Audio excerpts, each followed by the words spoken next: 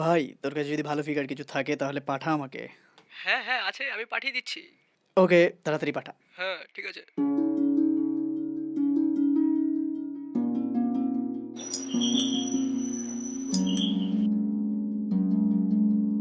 Sir, ওই Suresh sir পাঠিয়েছেন আমাকে।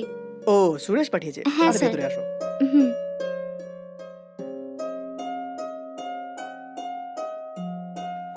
ভেতরে চলো। হুম। হুম, আসো বসো। হুম।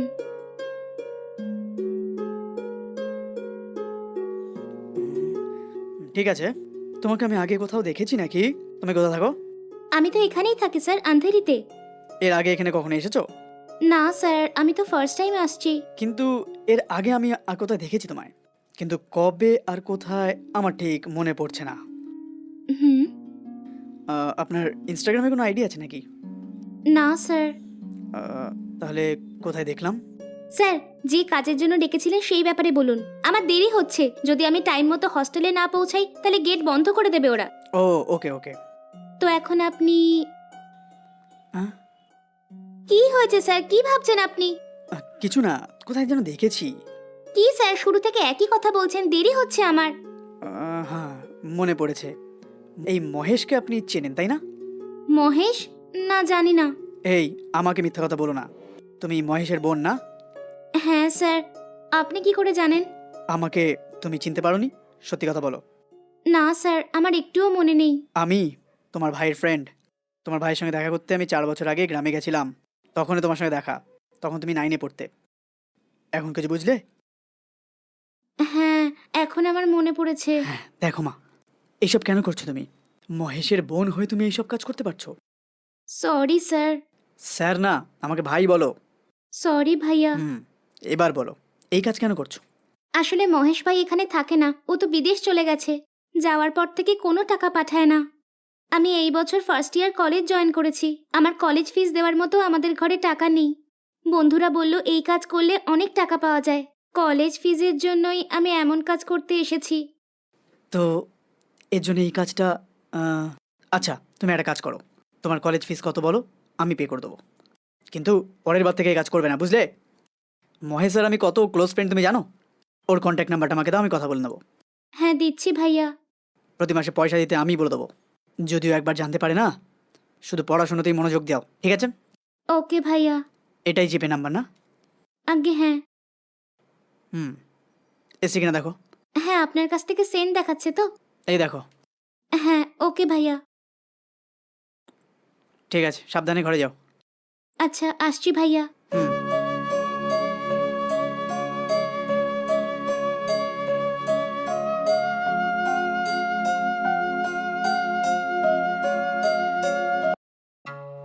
হ্যালো, কেউ আছেন?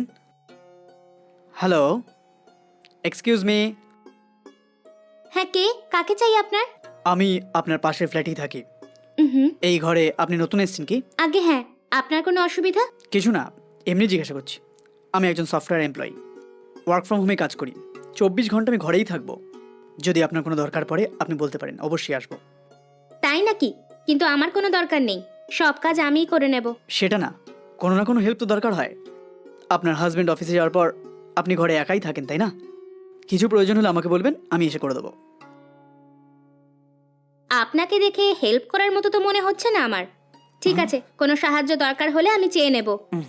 ঠিক আছে।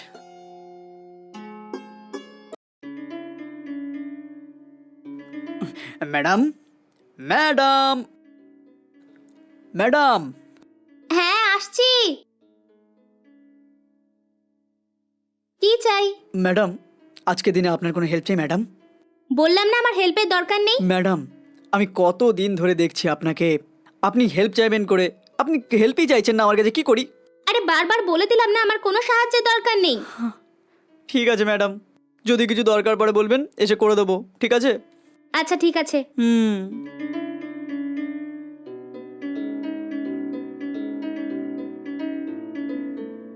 হুম।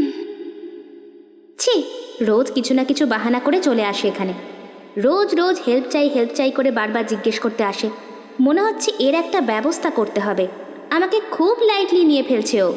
আরেকবার সাহায্যের নাম করে কিছু চাইতে আসুক, এমন সাহায্য চাইবো যে জীবনভর অন্য কাউকে সাহায্য করার অবস্থাতেই থাকবে না ও। এমনটাই কিছু করতে হবে আমাকে।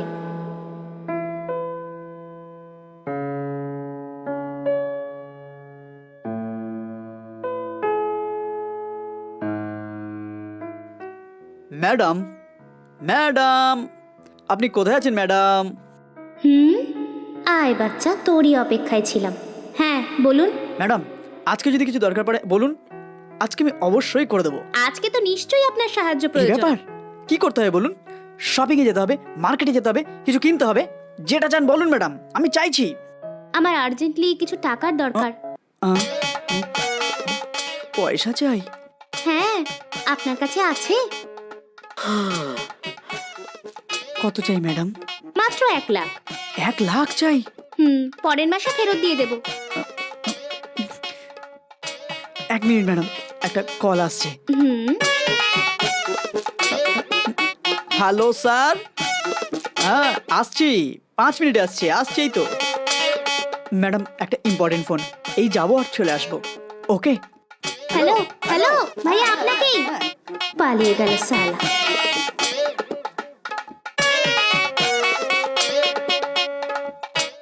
হ্যাঁ, জোর বাঁচা বেঁচেছি। আজ থেকে ওর জ্বালানো শেষ।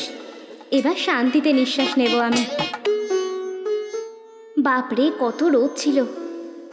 হ্যাঁ।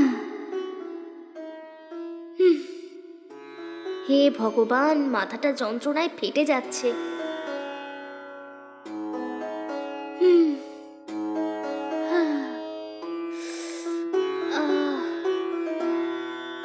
এত রোদে বেরিয়ে মাথা তো ফেটে যাচ্ছে আমার। কিছুক্ষণ আরাম করলে ঠিক হয়ে যাবে।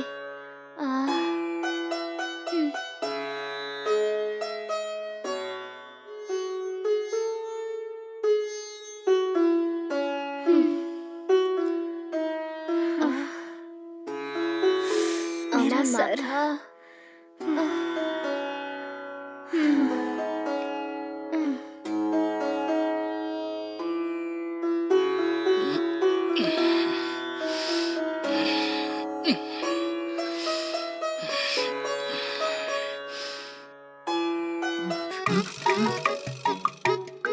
সকালে বললো বাপের বাড়ি যাচ্ছি, আসতে 1 সপ্তাহ লাগবে।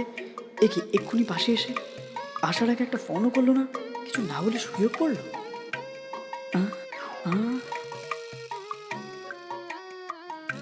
ও গড, এটা কি আমার বিছানায় এসে শুয়ে পড়েছে? ও গড, আমি মেন ডোর লক করতে ভুলে গেছি নাকি? হে ভগবান, আমি এখন কি করব?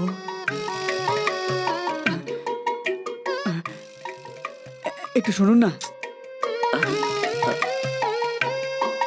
উঠুন না। আরে চুপ করো, আমার ঘুম খারাপ করো না, শুতে দাও আমাকে। ঘুম নষ্ট করছি? এসব কি কথা বলছে? শুনুন, উঠে পড়ুন। কি, তুমি আমার বেডরুমে কি করছো? কি? এটা তোমার বেডরুম? এটা আমার বেডরুম ম্যাডাম। আমার বেডরুমের মধ্যে ঢুকে তোমার বেডরুম বলছো? চুপচাপ বাইরে যাবে না পুলিশকে ডাকবো আমি? ম্যাডাম আমি ঠিক বলছি, আপনি আমার ঘরে এসে আমার বেডরুমে শুয়ে গেছেন। কি বললে? এটা তোমার ঘর? আপনি ঠিক করে দেখুন, এটা আমারই ঘর। হ্যাঁ? আরে বাপরে, তো এটা আমার ঘর নয় নাকি? শুনুন, আপনার ডোর নাম্বার ফার্স্ট বলবেন? স্ট্রিট, ডোর নাম্বার 20 আছে আমার। আমার ঘরের নাম্বারও তাই। কোন ফ্লোর? আমার 3rd ফ্লোর। ম্যাডাম এটা 2nd ফ্লোর ম্যাডাম। কি বললে? 2nd floor? এই অ্যাপার্টমেন্টের সমস্ত ঘর একই রকম হওয়ার জন্য ভুল করে আপনার ঘরে চলে এসেছি। ঠিক আছে, আপনি বেরোন। কেউ যদি দেখে নেয়, ভুলভাল ভাববে, তাহলে আপনি আসতে পারেন। ক্ষমা করে দেবেন ভাইয়া, ক্লান্তি আর মাথা ব্যথার জন্য কোনো খেয়ালে আপনার ঘরে এসে আপনার বেডে শুয়ে পড়েছি আমি। ম্যাডাম আপনি প্রথমে এখান থেকে বেরিয়ে যান ম্যাডাম। আমার কপাল ভালো যে আমার ওয়াইফ নেই, যদিও থাকতো তাহলে আপনার আর আমার মধ্যে কিছু আছে বলে আমাকে ডিভোর্সও দিয়ে দিতে পারতো। সরি ভাইয়া, আপনি ভুল কিছু মনে করবেন না। সরি বলার কিছু নেই, যদি এরপরে হয় তাহলে আপনি ডোর নাম্বার দেখেই ঢুকবেন। ঠিক আছে ভাইয়া, আমি দেখে নেব। এরকম মানুষ যদি থাকে তাহলে কত রকম প্রবলেম হতে পারতো।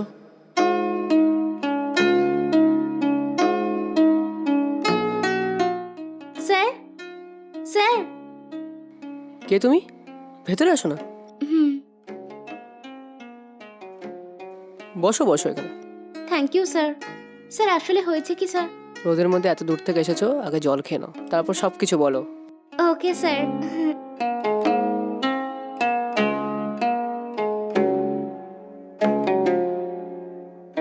Thank you sir. ঠিক আছে, এবার তুমি বলো তো। আগে আমি এই শহরেই থাকি। হুম হুম, আমরা খুব গরিব লোক স্যার। হুম।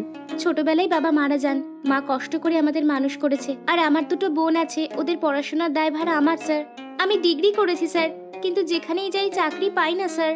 যদি পেয়েও যাই তো কোনো বড় মানুষের রেকমেন্ডেশনের লেটার চাই। এই জন্য এই লেটারে আপনার সাইন নেওয়ার জন্য এসেছি স্যার। হুম, তোমার অনেক ভালো নাম্বার আছে। হ্যাঁ স্যার। ও, আপনি গোল্ড মেডেলিস্ট? আগে হ্যাঁ স্যার।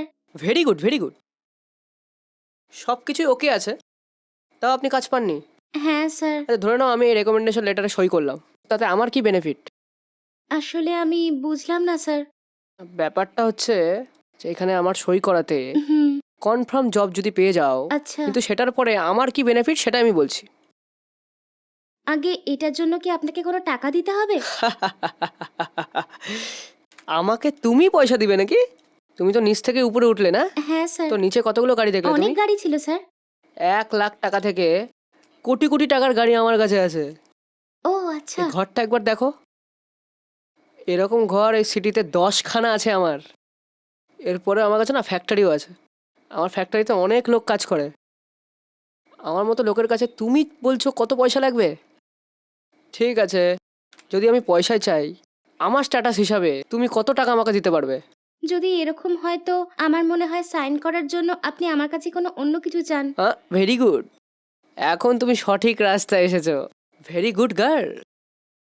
যদি আমার সই করা থেকে হুম। কনফার্ম তুমি জব পাও, হুম। সেটার জন্য তোমাকে কি করতে হবে সেটা তো আমি তখনই বলবো, তাই না? আমার সাথে আমার গেস্ট হাউসে তুমি আসবে।